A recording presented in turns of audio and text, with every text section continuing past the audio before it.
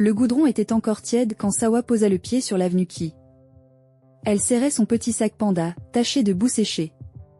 Ses cheveux en deux couettes parfaites dansaient au rythme des klaxons et des cris nocturnes. C'était la ville de Keijin. Ici, la nuit tombait mais la violence ne dormait jamais. Regardez-moi ça. Une petite poupée toute seule, dit un type à la peau tatouée, un anneau à la lèvre. Autour d'elle, 5 hommes. L'un avec une chaîne. Un autre avec une batte de baseball. Des ricanements. Une odeur de bière et de sueur. Tu t'es perdue, ma jolie? T'as pas peur? Elle leva lentement la tête. Un regard calme. Un regard vide. Je cherche une boulangerie. Mon papa aime les bains au port, dit-elle doucement. Un des types s'esclaffa. Tu vas finir par trouver du pain. Mais sûrement pas comme tu veux. Elle fit un pas. Puis un autre.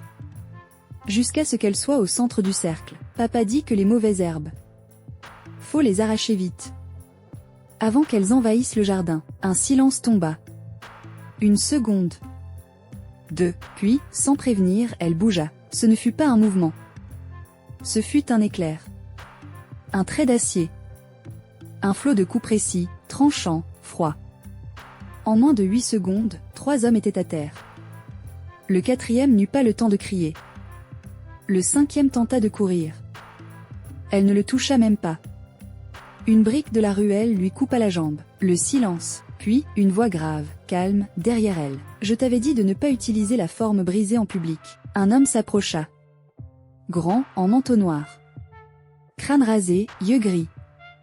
Il tenait un sachet de course. Ils m'ont insulté, papa, je sais. Mais ce n'est pas ça qu'on doit craindre. Il posa une main sur sa tête. Elle ne bougea pas. Mais son regard vacilla. Juste une seconde, tu crois qu'ils vont revenir? Demanda-t-elle. Pas eux. Mais d'autres. Toujours d'autres. Son nom était Jin Guran. Officiellement, il n'existait plus. Il était un fantôme du passé, un nom rayé des registres. Ancien membre de la Division Rouge, bras droit du clan Yoru. Une fois assassin, toujours traqué. Il s'était évaporé, disparu dans l'ombre, jusqu'à ce qu'il trouve cette fillette. Sawa n'était pas sa fille, il l'avait trouvée dans les ruines de Maene, lors d'un raid. Elle était là, parmi les corps. Debout. Calme. Pas une égratignure, et autour d'elle, une trentaine d'adultes morts. Il n'avait jamais compris comment. Mais il avait senti. Ce jour-là, il avait su qu'elle ne devait pas être laissée là. Ni aux mains de la pègre, ni à l'État. Alors il l'avait prise. Élevée. Entraînée. Cachée. Elle avait grandi sans école, sans amis. Seulement des livres, des techniques de combat, des méditations étranges venues d'un temps oublié. Papa, elle le regardait pendant qu'il nettoyait un revolver silencieux. Pourquoi les gens deviennent méchants? Il réfléchit. Certains veulent contrôler. D'autres veulent survivre. D'autres encore, ne savent même pas pourquoi ils frappent. C'est juste leur nature. Alors moi, je suis méchante? Il s'arrêta. Non. Toi, tu es un remède. Keijin se préparait à sa grande fête annuelle. Le festival du Lotus Rouge. Des lanternes flottaient entre les buildings. Des musiciens de rue jouaient sur les places bondées. Mais dans les sous-sols de la ville, les anciens clans se rassemblaient. Le nom de Sawa circulait. Une gamine a humilié 5 hommes de chez les Akugami, elle n'a pas plus de 9 ans. Non. Elle en a 8. Tu l'as vu? Non, mais mon cousin l'a filmé. Il est à l'hôpital maintenant. Le clan Wang, ancien rival de Yoru, n'aimait pas ce genre de rumeurs. Le fils du chef, Wang Yezu, ordonna qu'on la capture. Pas pour la tuer. Pour la vendre. Un corps pareil valait une fortune sur le marché des expériences interdites. Une nuit, alors qu'ils rentraient chez eux, Guran sentit le piège. Il n'eut pas besoin de parler. Sawa sentit aussi. Ils étaient suivis. Combien? Demanda-t-elle. 2 devant. 3 derrière. Plus 2 snipers. Je prends l'avant. Elle courut. Les 2 hommes qui barraient la ruelle ne comprirent jamais. Une ombre. Une douleur. Puis plus rien. Guran tira 2 coups secs. Les snipers tombèrent. Les autres hésitèrent. Sawa n'attendit pas. En 1 minute, elle les neutralisa tous. Un mot sortit de sa bouche. En dialecte ancien. Guran la regarda, glacée. Où as-tu appris ça? Elle haussa les épaules. Je l'ai lu dans ton vieux carnet. Ce carnet. Il ne lui avait jamais montré. Et pourtant, elle l'avait trouvé. Lu. Compris. Elle n'était pas normale. Elle n'était même pas humaine, pas tout à fait. La pluie tombait sur le toit du complexe médical de Kejin, celui que contrôlait en secret le clan Wang.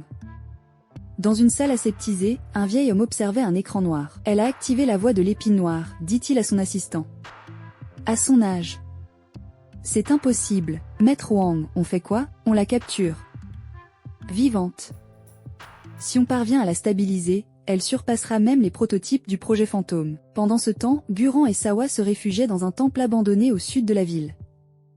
Ils savaient ce qui arrivait. Les clans allaient les traquer sans relâche.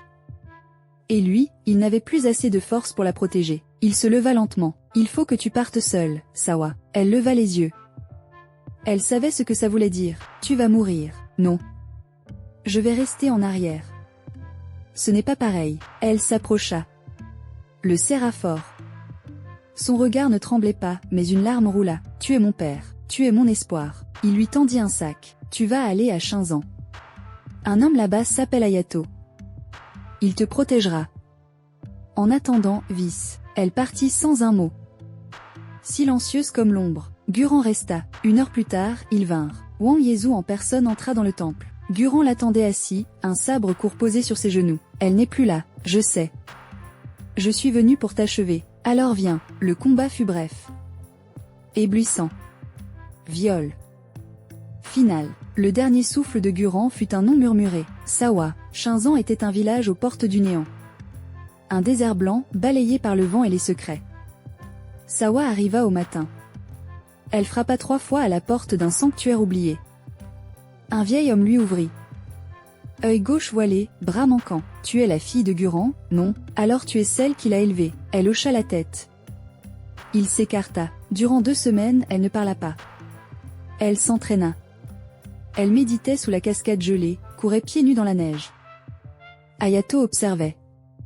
Un soir, il lui dit, « Tu ne peux pas porter la mort sans être prête à la déposer un jour. » Elle répondit, « Je ne veux pas la porter. Mais je suis née avec. » Le 15e jour, elle alluma un feu. Elle prit la lame courte laissée par Guran. Elle grava son nom sur la poignée. Puis, elle marcha, vers Kejin. Kejin brillait de 1000 feux pour le sommet des clans. Tous réunis sous la bannière de Wang. Les chefs de guerre, les contrebandiers, les investisseurs dans le trafic humain. Un par un, ils tombaient. Le premier fut trouvé pendu par ses propres tripes. Le deuxième, égorgé dans un ascenseur. Le troisième, étranglé avec une corde en cheveux. C'est elle, murmura un garde. Une enfant fait ça? Non. Un démon sous forme d'enfant. La panique s'étendait. Les quartiers étaient bouclés. Les drones dans le ciel. Mais aucun n'arrivait à la filmer. Elle se fondait. Glissait. Frappait, jusqu'à entrer. Dans la salle centrale du gratte-ciel Wang. Yezu était là.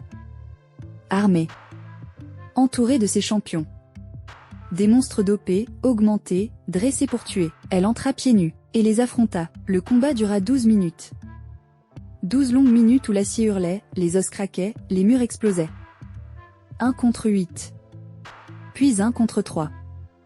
Puis 1 contre 1. Yezu recula. Tu ne sais même pas qui tu es. Je suis la fille de Guran. Ce monstre? Il t'a manipulé. Il t'a volé ton humanité. Elle s'arrêta. Tu sais ce qu'il m'a donné? Un prénom. Une voix. Et un choix. Elle bondit. La lame traversa le torse de Yezu. Il tomba à genoux. Tu crois que tu peux changer ce monde? Il est pourri jusqu'à l'os. Alors il faut le briser. Et en bâtir un nouveau. Elle sortit. Les caméras captèrent son visage. Le nom Sawa se grava dans toutes les rumeurs. 2 mois plus tard, un vieux temple à la frontière d'un autre pays. Une petite fille balaie la cour.